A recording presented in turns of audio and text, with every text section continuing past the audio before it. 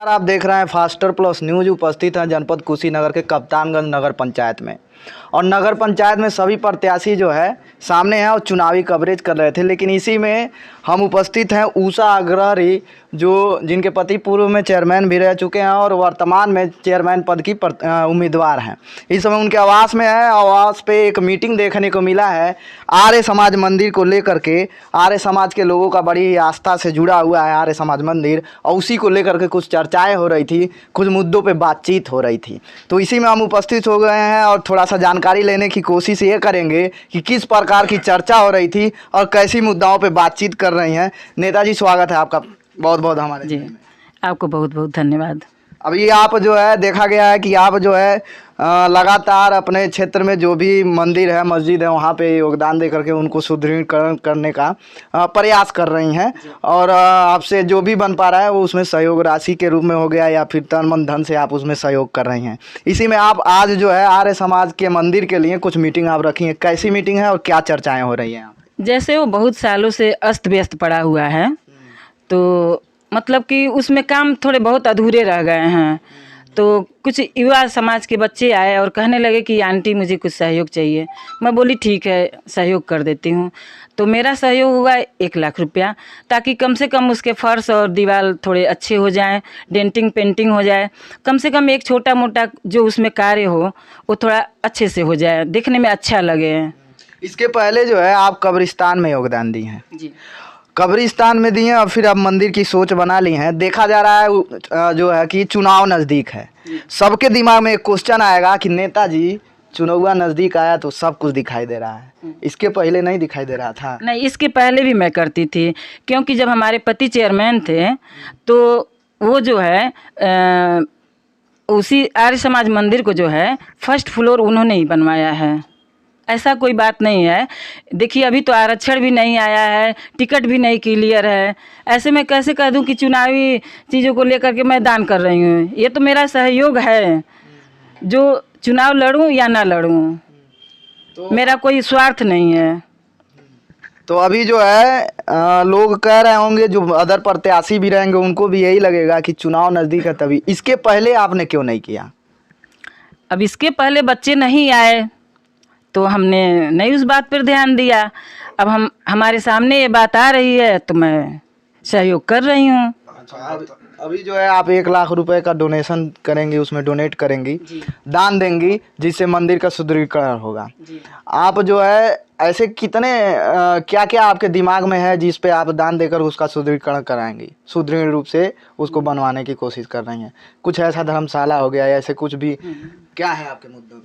जैसे ये आर्य समाज मंदिर तो है ही है, और हमारे एक भुवनेश्वरी माई का मंदिर है, जो उसमें भी चाह रही हूँ कि उसमें भी कुछ सहयोग करके और वहाँ भी कुछ कार्य हो, और हम सभी लोग के माध्यम से, ताकि वो अच्छा से बन जाए और अच्छा दिखे। तो कप्तानगंज की जो जनता है यहाँ की नगर पंचायत की, इस योगदान से संतुष्ट है? क्या कह रही है, कैसे आभार व्यक्त कर रही है आपका? आभार क्या, खुश हैं लोग, बस। हाँ, समर्थन दे रहे हैं कि बिल्कुल अच्छी बात है भाई। आप आगे आएंगी तो हमारे पीछे से 10 लोग भी और भी आएंगे, चाहे वो छोटा सहयोग हो, बड़ा सहयोग हो, जो भी होगा वो लोग सब लोग करने को तैयार हैं। कुछ लोग कह रहे हैं कि राजनीति कर रही हैं। नहीं, ऐसी कोई बात नहीं है। लेकिन हम बता देते हैं कि अगर राजनीति कर रही हैं तब भी अच्छा है कि यहाँ पे जो है एक प्रत्याशी नहीं है, कई सारे प्रत्याशी हैं। अगर मंदिर को डोनेट करके उसका सुदृढ़ीकरण करा रही हैं तो सभी प्रत्याशियों को आकर के ऐसा राजनीति करना चाहिए। एक सवाल और करेंगे कि आपके मुद्दों में ये सब तो था ही था, शिक्षा के क्षेत्र में है कुछ? शिक्षा में क्या करने वाले? देखिए, शिक्षा में ये है कि अभी इतना बड़ा मेरा नगर पंचायत कप्तानगंज है, टाउन 17 वार्ड है, लेकिन एक भी जैसे यहाँ के बच्चों के पढ़ने के लिए पुस्तकालय वगैरह नहीं है।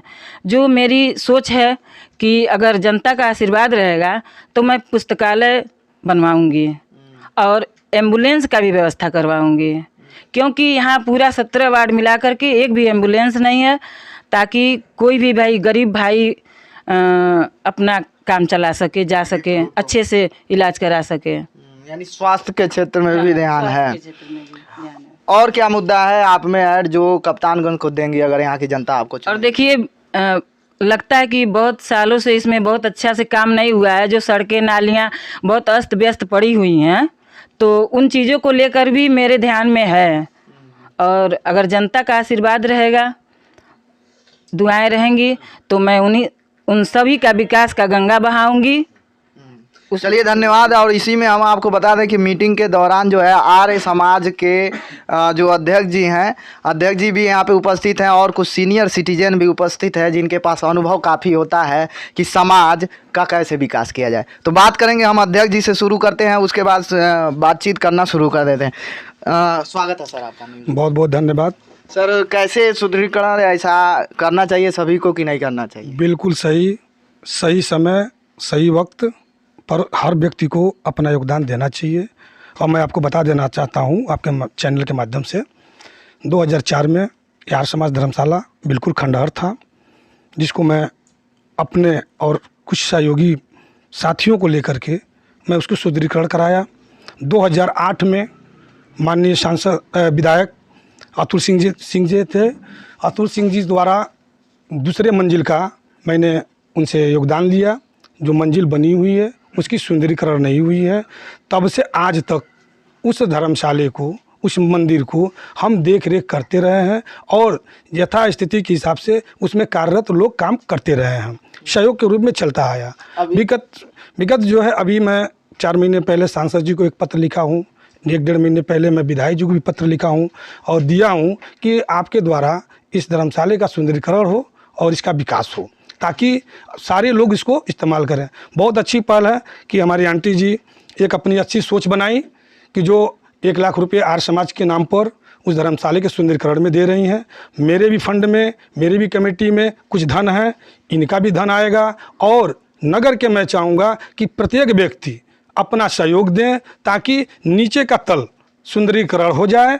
बाकी बचेगा तो हम लोग फिर सांसद और विधायक से कहेंगे कि सर आपके द्वारा ये हो जाए।